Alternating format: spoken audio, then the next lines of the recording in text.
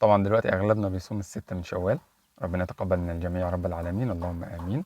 بس في ناس الحماسه بتبقى واخداها، عايزه تخلص، فعايزه تاخد الست ايام ورا بعض، فيحصل في وسط الست ايام كده ان هو يبقى معزوم عند حد او حد معزوم عنده، فيعمل ايه؟ فيروح للناس اللي هو معزوم عندهم وهو صايم، او الناس لما يجوا له اهلا وسهلا يا جماعه اتفضلوا مش عارف ايه الغدا جاهز بس انا صايم.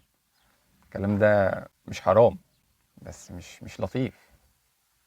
سيدنا سلمان الفارسي رضي الله عنه، الرسول صلى الله عليه وسلم لما راح المدينة آخى بينه وبين سيدنا أبو الدرداء، يعني بقوا الاتنين إخوات.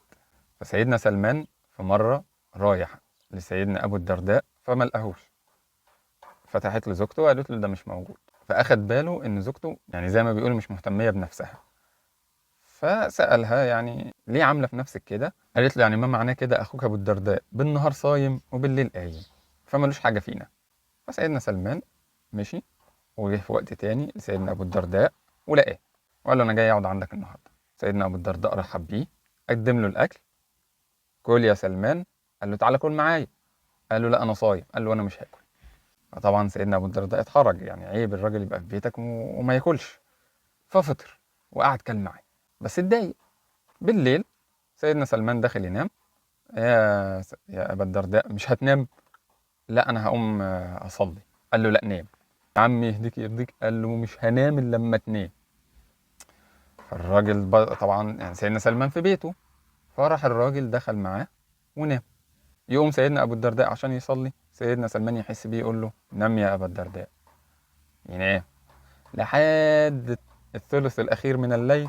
صحي سيدنا سلمان وصحى سيدنا ابو الدرداء وصلوا قيام الليل وصلوا الفجر. فسيدنا ابو الدرداء اتضايق، هو حس ان سيدنا سلمان ضيع عليه ثواب كبير. فسيدنا سلمان قال له يا ابا الدرداء ان لربك عليك حقا، ولأهلك عليك حقا، ولنفسك عليك حقا، فأعط كل ذي حق حقه. فسيدنا أبو الدرداء ما عجبوش الكلام وراح اشتكى للرسول صلى الله عليه وسلم إن سيدنا سلمان عمل كذا كذا كذا كذا. فالرسول صلى الله عليه وسلم قال صدق سلمان، يعني سلمان كان عنده حق. ما ينفعش العبادات أو الحماسة في العبادات تخلينا نيجي على ناس تانية. فأنت لما يبقى جاي لك ضيف وتقول له اتفضل اقعد كل، أنا صايم، مش حلوة. الراجل هيتحرج او الضيف اللي جالك هيتحرج. لما تكون رايح عند ضيوف وتروح لهم صايم، يعني مش حلوة في حقهم. فيا ريت يا جماعة نخلي بالنا ان الحماسة في العبادات ما تخليناش نضايق حد.